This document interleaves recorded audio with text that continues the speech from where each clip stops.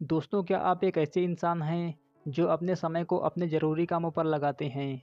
या फिर आप एक ऐसे इंसान हैं जो टाल-मटोल करते हुए फालतू के कामों में अपना सारा टाइम वेस्ट कर देते हैं? हम सभी के पास दिन में 24 घंटे का एक लिमिटेड टाइम ही होता है और सभी लोग इस वक्त की कीमत को नहीं समझ पाते हैं और अपना सारा टाइम फालतू की एक्टिविटीज़ में वेस्ट कर देते हैं। जब आप अपना टाइम फालतू के कामों पर लगाते हैं, तो वो समय आपको कभी वापस नहीं मिल सकता है।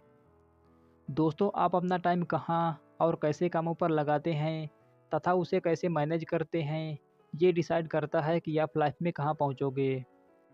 आप में से ज़्यादातर लोगों को मज़ेदार काम करने में मज़ा तो आता है, लेकिन कहीं न कहीं आपको इसकी आदत लगने लगती है और फिर अपनी इच्छाओं को काबू करना आपके लिए मुश्किल हो जाता है। जैसे कि मान लीजिए कि आपने कोई नई सीरीज़ देखी। हो सकता है कि आप एक एपिसोड देखने के बाद अगला एपिसोड भी देखने लगें और कहें कि बस आज के लिए ये लास्ट एपिसोड है। वैसे टीवी देखना या ऑनलाइन कंटेंट स्ट्रीम करने में कोई बुराई नहीं है, लेकिन घंटों सिर्फ उसी पर लगे रहने से आपकी ज़िंदगी पर इसका बहुत बुरा असर पड़ता है। ऐसा करके सिर्फ आप अपने समय को बर्बाद कर रहे होते हैं और अपने ज़रूरी कामों को टाल रहे होते हैं। सोचिए कि अगर आप अपने उस समय को एंटरटेनमेंट करने की बजाय पढ़ने पर या फिर कोई नई स्किल सीखने पर लगाते, तो आपके लाइफ में सक्सेसफुल होने के चांस ज़्यादा बढ़ जाते। दोस्तों, अगर आपके भी कुछ सपने हैं और आप अपनी लाइफ में कुछ करना चाहते हैं, बट आपको अपने टाइम को मैनेज करने में प्रॉब्लम हो रही है, तो आज की ये बुक समरी सिर्फ आपके लिए है। आज की इस किताब का नाम है मास्टर योर टाइम, जिसे ऑथर थिबाट मेवरिस ने लिखा है। थिबाट मेवरिस एक कोच, मेंटोर और एक राइटर हैं जो पर्सनल डेवलपमेंट पर फोकस करते हैं।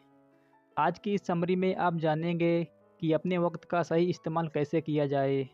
इसके अलावा आप प्रोडक्टिविटी और प्रोक्रास्टिनेशन यानी टाल-मटोल करने की आदत के बारे में भी जानेंगे तथा अपने टाइम को ज़रूरी कामों पर बेहतर तरीके से इस्तेमाल करने के टिप्स भी सीखेंगे।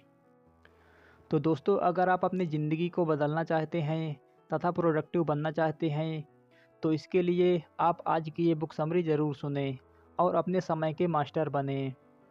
तो चलिए दोस्तों, बिना टाइम वेस्ट किए आज की इस अमेजिंग बुक समरी को शुरू करते हैं। Chapter 1, understanding productivity. अपने दोस्तों और फैमिली के साथ अच्छा रिश्ता बनाए रखने के साथ साथ इम्पोर्टेंट और मीनिंगफुल काम करना ही प्रोडक्टिविटी कहलाता है।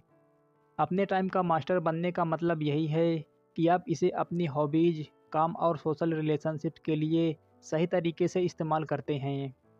इससे भी बहुत फ़र्क पड़ता है कि आप इसके प्रति कितने कमिटेड हैं। प्रोडक्टिविटी का मतलब है कि आप अपने कामों को कैसे मैनेज करते हैं और आप उनमें कितनी एनर्जी लगाते हैं।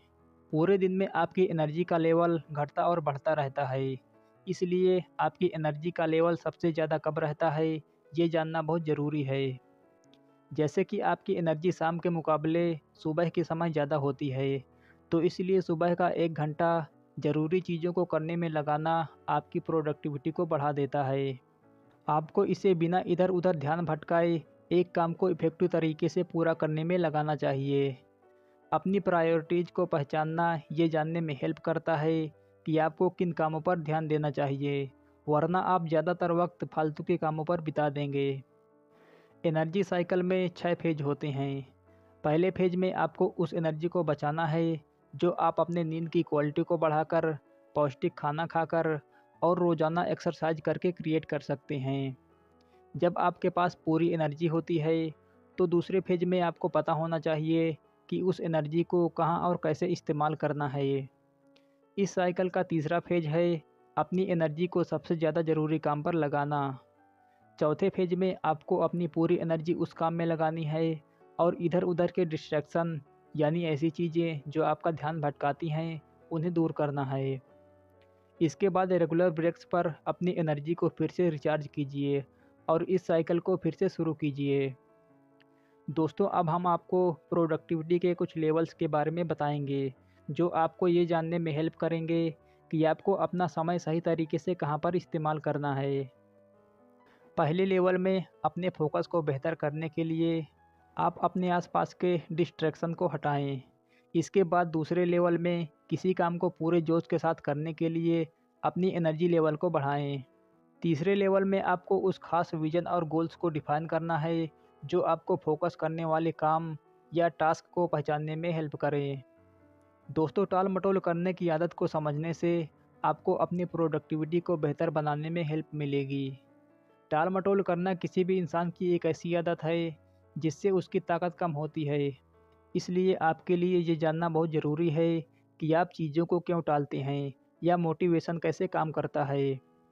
इसके पीछे की पहली वजह यह है कि आपको कुछ बातें क्लियर नहीं हैं, जैसे कि वो काम आपके लिए कितना इम्पोर्टेंट है जिसे आप टाल रहे हैं, आपको क्या करने की ज़रूरत है और आप उसे कैसे पूरा करेंगे। इस आदत को बदलने के लिए आप खुद से ये पूछो कि क्या आप सच में ये मानते हैं कि वो काम इम्पोर्टेंट है।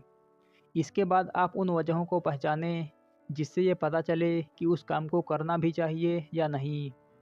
इन वजहों को जानने के बाद खुद से पूछो कि अगर आप ये काम नहीं करेंगे तो आगे जाकर आपको किन प्रॉब्लम्स का सामना करना पड़ेगा। फिर इसके बाद ये सोचो कि इसे पूरा करने के बाद आप कैसा फील करेंगे।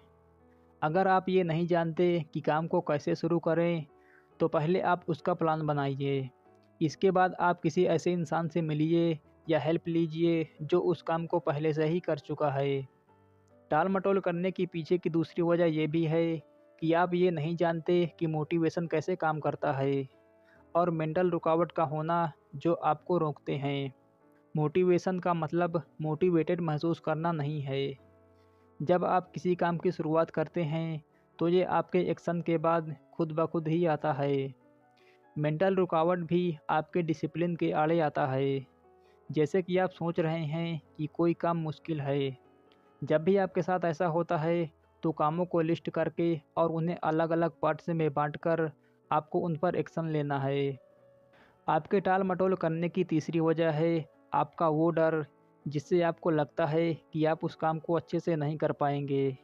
इस डर का होना स्वाभाविक है, लेकिन इसे खुद को रोकने मत दीजिए।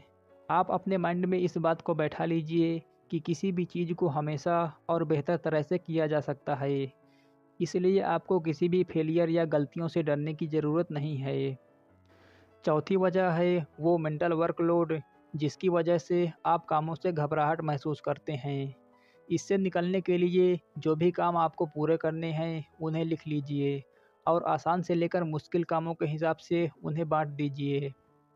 हर एक काम के लिए एक टाइम फिक्स कर दीजिए और ज़्यादा से ज़्यादा काम को पूरा करने की कोशिश कीजिए। अब जब आपने टाल मटोल करने की आदत और प्रोडक्टिविटी के बारे में समझ लिया है तो आप ऐसी स्ट्रेटजी बना सकते हैं जो आपको अपने फोकस, टाइम मैनेजमेंट और एनर्जी लेवल को बेहतर बनाने में मदद कर सके। एक बात याद रखें कि आपका फ्रेमवर्क आपकी रियलिटी से मैच करता हो ताकि आप उसे सही तरीके से हासिल कर सकें। Chapter 2, updating your perception of time. दोस्तों, हम हमेशा प्रेजेंट में रहते हैं और दूसरी तरफ आप प्रेजेंट में अपने वक्त को इस्तेमाल करने के लिए पास्ट और फ्यूचर को मेंटल मॉडल की तरह इस्तेमाल करते हैं। लेकिन जब आप इन मेंटल मॉडल्स का गलत इस्तेमाल करते हैं तो आपकी प्रोडक्टिविटी पर इसका बुरा असर पड़ता है। जैसे कि आपको एक ऐसी बात याद आती है जहां आपको खुद के लिए बहुत बुरा लग रहा था या आपको खुद पर दया आ रही थी। अब यहाँ पर आप सीखे हुए लेसन्स को इस्तेमाल करने की बजाय अपने पास्ट को खुद को प्रेजेंट में लिमिट में बांधे रहने दे रहे हैं। वैसे तो अपने पास्ट को याद रखना गलत नहीं है, लेकिन आपको इसे अपने फ्यूचर को प्रेडिक्ट करने के लिए इस्तेमाल नहीं करना चाहिए। इसकी बजाय अपने रियलिटी को बेहतर करने के लिए उन लेसन से सीखिए और खुद को मजबूत बनाइए। आप ऐसा अपने अचीवमेंट्स के बारे में सोचकर, अपने पास्ट और प्रेजेंट को खुद से अलग रखकर, खुद को और दूसरों को माफ़ करके और दर्दनाक घटनाओं को भूलकर ऐसा कर सकते हैं। पुरानी बातों को अपने माइंड से हटाकर अपने फ्यूचर की प्लानिंग करना शुरू कीजिए। आप जो बनना चाहते हैं उसे प्रोजेक्ट कीजिए और उसे सच करने के लिए अपने एक्शन को प्लान कीजिए। खुद के लिए क्लियर रास्ता बनाने के लिए इधर उधर के डिस्ट्रैक्शन को पहचानिए और उन्हें दूर कीजिए। जो प्रॉब्लम्स आपकी लाइफ में आ सकती हैं उनका अंदाज़ा लगाइए और उन्हें ठीक करने के लिए दूसरे सॉल्यूशंस तैयार रखिए। जैसे ही आप अपना प्लान बना लें, एक्शन लेना शुरू कर दीजिए। आप अपने गोल्स को विजुलाइज करके और उनके लिए एक्साइटेड होकर ऐसा कर सकते हैं, ताकि आपके पास उन सभी कामों को करने का मोटिवेशन हो जो आपको अभी पूरे करने हैं। याद रखना दोस्तों, फ्यूचर को प्लान करते वक्त आप नेगेटिविटी की फ़िक्र करना बंद कर दीजिए। इसकी बजाय आप अपने फ्यूचर गोल को बिल्कुल उसी तरह से सच होते हुए देखो जैसे वो हैं। जब आप अपने पास्ट को गलत तरीके से इस्तेमाल करना बंद कर देंगे, तो आप प्रेजेंट पर ध्यान दे सकते हैं, क्योंकि यही वो टाइम है जहां जादू हो सकता है। आज आप कौन-कौन से काम करेंगे, उस चीज़ को लेकर बिल्कुल क्लियर रहो। आपको इस दिन को अपना माइक्रो लाइफ समझना चाहिए, जो आपको आपकी माइक्रो लाइफ बनाने में हेल्प करेगा। अगर अपने इस दिन को आप फालतू के कामों में लगाएंगे, तो आपकी माइक्रो लाइफ मीनिंगलेस होगी। अगर ऐसा हुआ, तो क्या इससे आपके बड़े गोल्स पूरा होने में कोई हेल्प मिलेगी? शायद नहीं। इसलिए दोस्तों, आपको चैलेंज करने वाली, आपकी वैल्यू को बढ़ाने वाली और आपकी हेल्थ को बेहतर करने वाली एक्टिविटीज़ में खुद को लगाकर अपने इरादों को और मजबूत कीजिए। लेकिन आप इस बात को कैसे पक्का करेंगे कि आप अपने वक्त को सही तरीके से इन्वेस्ट कर रहे हैं? अपनी मौजूदा एनर्जी को किसी काम की चीज़ पर लगाकर आप ऐसा कर सकते हैं। जैसे कि आप ऐसी स्किल सीखें जो आगे जाकर आपके बहुत काम आए, या आपकी मेंटल और फिजिकल हेल्थ का ख्याल रखने में आपकी हेल्प करे। इस तरह से आप अपने वक्त को नेटफ्लिक्स देखने या वीडियो गेम्स खेलने की बजाय मीनिंगफुल कामों में लगा सकते हैं। याद रखें दोस्तों कि आप उस एनर्जी को अब वापस नहीं ला सकते जो आपने फालतू के काम पर लगाकर वेस्ट कर दी है। आपको सिर्फ अपने वक्त को सोच समझकर इस्तेमाल करने की ज़रूरत है। जैसे कि 4 घंटे नेटफ्लिक्स देखने की बजाय सिर्फ 1 घंटा देखिए और बाकी 3 घंटे ज़रूरी काम कीजिए, ताकि आपके फ्यूचर और ज़िंदगी में इसका मीनिंगफुल कंट्रीब्यूशन हो। टाइम को सोच समझकर इस्तेमाल करने के अलावा आपको ये भी याद रखना होगा कि दूर की सोचने से सक्सेस का सही अंदाज़ा लगाया जा सकता है। अगर आपका एक क्लियर गोल है, तो आप प्रेजेंट में फोकस कर सकते हैं और बेहतर फैसले ले सकते हैं। दोस्तों, सक्सेस को पाने की दूसरी चाबी है कंसिस्टेंसी, यानी किसी काम को लगातार करते रहना, क्योंकि जो काम आप हर रोज़ करते हैं उससे बहुत फ़र्क पड़ता है। जैसे कि मान लीजिए कि आप एक फ़ॉरेन लैंग्वेज सीख रहे हैं। अगर आप हर दिन अपने स्किल को बेहतर बनाने और उस एक्टिविटी को करने में लग जाएं, तो आप अपनी प्रोग्रेस को देखकर चौंक जाएंगे और आपको एहसास होगा कि आपने पहले से कहीं ज़्यादा सीख लिया है। दूर की सोचना और कंसिस्टेंट रहना आसान नहीं होगा, लेकिन कम से कम आप हर दिन कुछ ना कुछ करने की कोशिश तो करेंगे। याद रखिए दोस्तों कि हर दिन रोज़ छोटे स्टेप लेने से आपको अपने गोल्स तक पहुंचने में हेल्प मिलेगी। अर्जेंसी, यानी किसी काम को जल्दी करना, खुद को कुछ प्रोडक्टिव करने की तरफ ले जाने का एक तरीका है। अगर आप ये तरीका इस्तेमाल नहीं करेंगे, तो आप चीज़ों को टालते रहेंगे, जिससे आपकी प्रोग्रेस, गोल्स और फ्यूचर में भी देरी होती रहेगी। इसलिए बेहतर यही होगा कि खुद को रिलैक्स करने के लिए ज़्यादा वक्त देना बंद कर दो। आप 90 दिन का पीरियड इस्तेमाल कर सकते हैं, क्योंकि इससे आपको खुद को आगे ले जाने का मौका मिलेगा और आप अच्छी प्रोग्रेस करेंगे। 90 दिन या 3 महीने अपने एक गोल को पूरा करने के लिए काफ़ी हैं। अपने पहले दिन को कल पर टालने की बजाय आपको अभी शुरुआत करने के लिए खुद को पुश करना चाहिए और 4 दिन के काम को सिर्फ 1 दिन में ही पूरा कर देना चाहिए। दूसरा तरीका है बार बार डेडलाइन सेट करना। अपने गोल को छोटे छोटे टुकड़ों में बांट दीजिए और उन्हें रोज़ लगातार पूरा करते रहिए। ऐसा करने से आप अपने प्रोग्रेस को ट्रैक कर सकते हैं और छोटी छोटी सक्सेस से मोटिवेट भी रह सकते हैं। Chapter 3, making a meaningful use of your time. दोस्तों, आप अपने टाइम को मीनिंगफुली यूज कैसे कर सकते हैं, आइए जानते हैं। सबसे पहले तो आप अपनी छोटी सोच को निकाल फेंको, जैसे कि ये सोचना कि मेरे पास समय नहीं है। अगर आप यही कहते रहेंगे, तो शायद आप अपनी ज़िंदगी की जिम्मेदारी लेना ही नहीं चाहते हैं, या फिर आपके अंदर कुछ शुरू करने का मोटिवेशन ही नहीं है।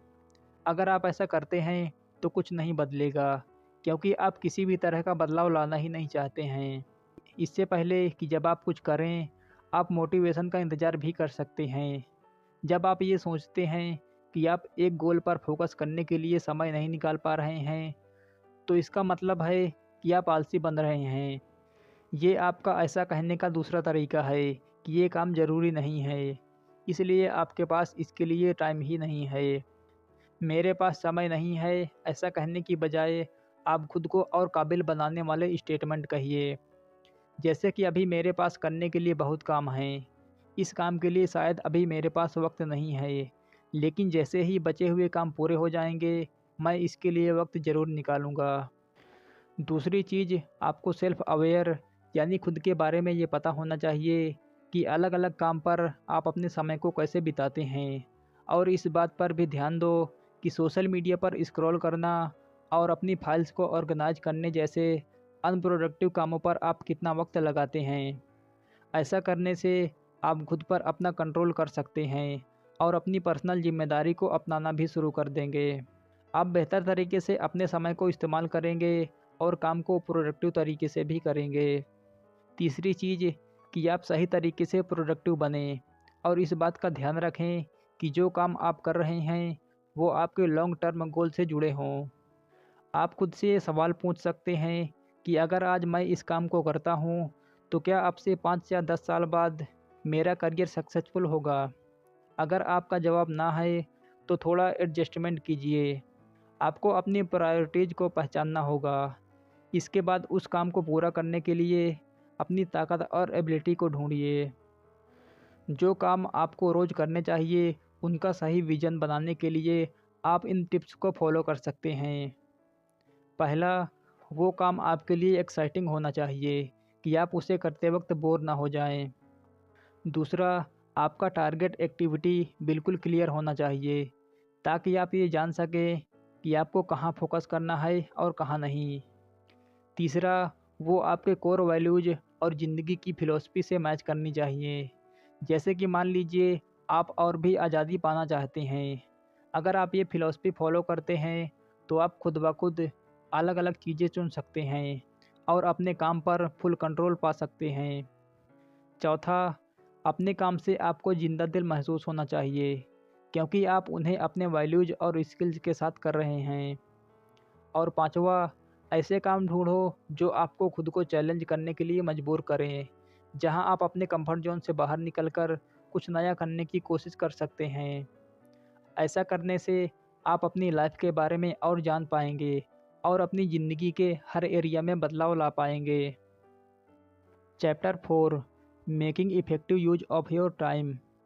दोस्तों, इस चैप्टर में आप अपने टाइम को मल्टीप्लाई करने यानी बढ़ाने के लिए कुछ टिप्स जानेंगे।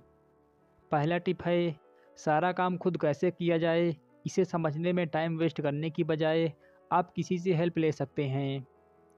जैसे कि अगर आपको कोई एक बुक स्पेनिश, जर्मन या फिर फ्रेंच लैंग्वेज में चाहिए, तो ट्रांसलेटर्स को ढूंढने में अपना वक्त लगाने की बजाय आपको उन लोगों से पूछना चाहिए जिनके पास इसकी कॉपी हो। दूसरा टिप है, स्मार्ट तरीके से सोचना।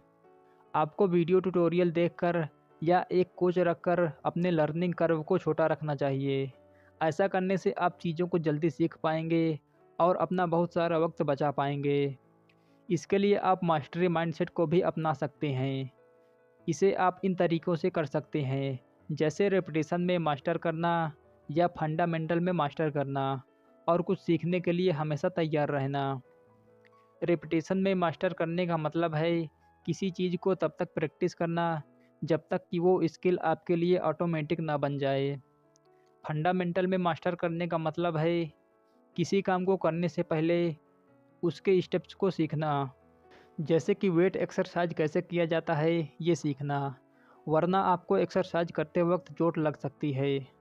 दूसरा एग्जाम्पल है, इफ़ेक्टिव तरीके से पढ़ाई करने के लिए वो सभी टिप्स सीखना जिससे जो इन्फॉर्मेशन आपने याद की है उसे आप भूल ना जाएं। दोस्तों, अगर आप लगातार सीखते रहते हैं तो आप खुद को ग्रो करके प्रोग्रेस करने का मौका देते हैं। प्रोग्रेस करने के अलावा आपको सबसे ज़रूरी चीज़ पर फोकस करना चाहिए। आपकी ज़िंदगी पर असर डालने वाले कामों को प्रायोरिटी देकर कोई काम करना अभी ज़रूरी है या नहीं ये सोचकर उस काम को करने का सबसे अच्छा तरीका ढूंढकर एक जैसे काम को साथ रखकर और एक चेकलिस्ट की हेल्प से अपने काम को सिस्टमेटिक बनाकर आप ऐसा कर सकते हैं। तीसरा टिप ये है कि आप अपनी स्किल को इम्प्रूव करके या नई स्किल को सीख कर अपने टाइम को मल्टीप्लाई कर सकते हैं। अपनी स्किल को पहचानिए, इसके बाद ऐसे काम चुनिए जिससे उन्हें बेहतर बनाया जा सकता है। जब आप ये जान जाएंगे कि अपने वक्त को सही तरीके से कैसे इस्तेमाल करें, तो अब उसे स्टोर करना शुरू कर दो। पैसा बचाकर आप ऐसा कर सकते हैं, क्योंकि पैसा आपको फ्यूचर में कई मौके दे सकता है। अपने खर्चों को सैलरी के हिसाब से रखकर आप एक स्मार्ट कंज्यूमर भी बन सकते हैं। जैसे कि मान लीजिए आप $900 का फ़ोन खरीदना चाहते हैं, लेकिन आप हर घंटे के सिर्फ $15 ही कमाते हैं। तो आपको ये पता होना चाहिए कि उस अमाउंट को पूरा करने के लिए आपको कितना एफ़र्ट और वक्त लगाने की ज़रूरत है। इसके बाद आप खुद से पूछो कि एक फ़ोन पर इतना पैसा खर्च करना ठीक भी है या नहीं, या फिर आपका काम एक सस्ते मॉडल स्मार्टफ़ोन से भी चल जाएगा। अपने वक्त की कीमत को बनाए रखने वाले काम करने से आप पैसे का इस्तेमाल अपना समय बचाने के लिए कर सकते हैं। जैसे नई स्किल सीखना या अपने बिजनेस या जॉब के साथ में कोई नया काम करना। जितना ज़्यादा वक्त आप काम की चीज़ों पर लगाएंगे, उतना ज़्यादा आप पैसा कमाएंगे। Chapter 5, developing extra ordinary focus. दोस्तों, सच तो ये है कि आप टाइम को कंट्रोल नहीं कर सकते हैं, लेकिन आप अपने फोकस को ज़रूर कंट्रोल कर सकते हैं।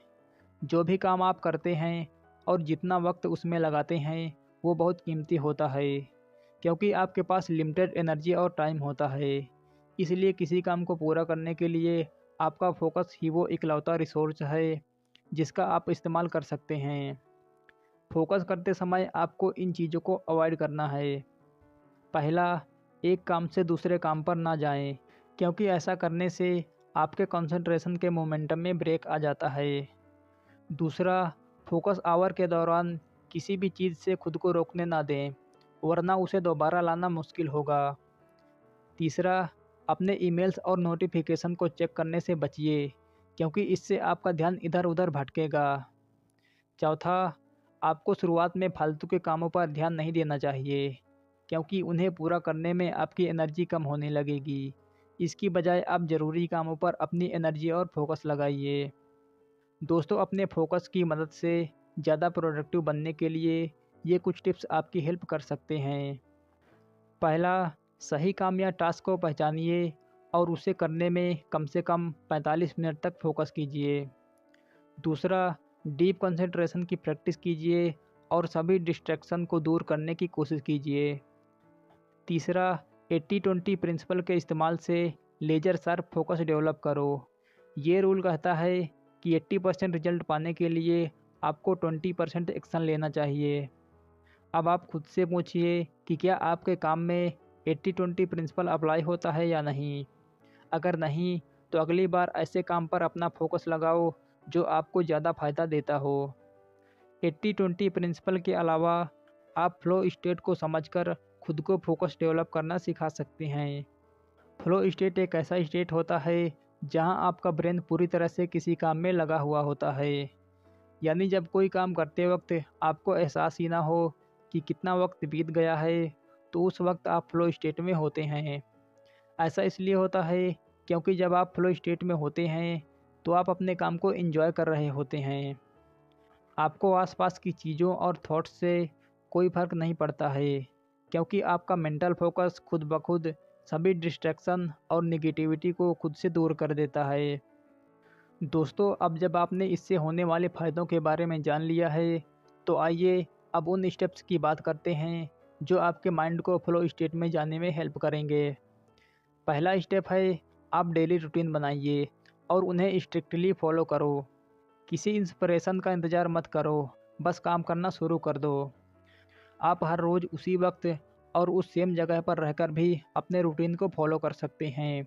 अपने रूटीन को शुरू करने के लिए आप एक ट्रिगर का इस्तेमाल भी कर सकते हैं।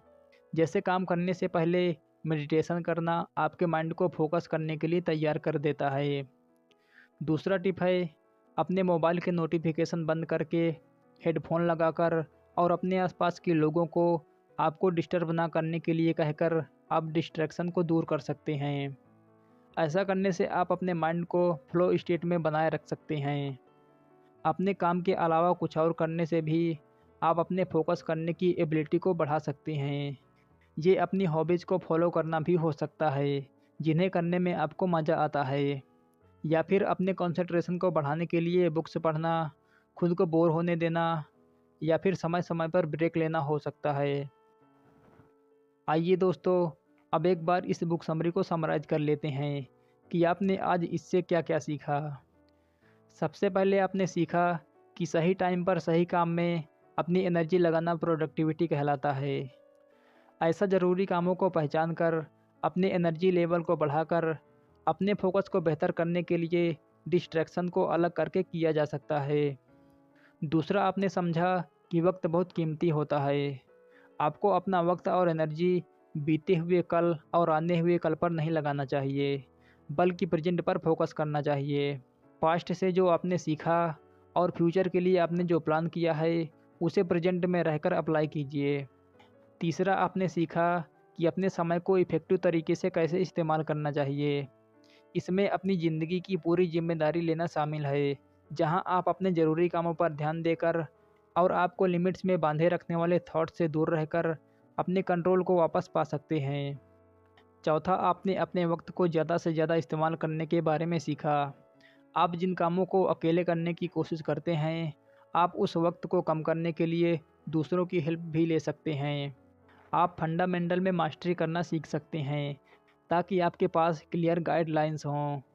इसके अलावा आप अपने वक्त को ऐसे कामों में भी लगा सकते हैं जो आपके स्किल को बेहतर बना सकती है। और पांचवा, आपने ये भी सीखा कि वक्त को सही से इस्तेमाल करने के लिए फोकस बहुत इम्पोर्टेंट होता है। आप 80-20 रूल को अप्लाई कर सकते हैं और अपने वक्त का पूरा इस्तेमाल करने के लिए फ्लो स्टेट में जा सकते हैं।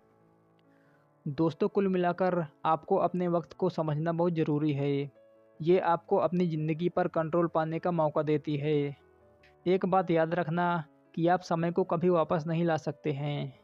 इसलिए आप अपने हर एक पल को सही जगह और सही चीज़ पर लगाइए और हर रोज़ प्रोडक्टिव बनने की कोशिश करिए।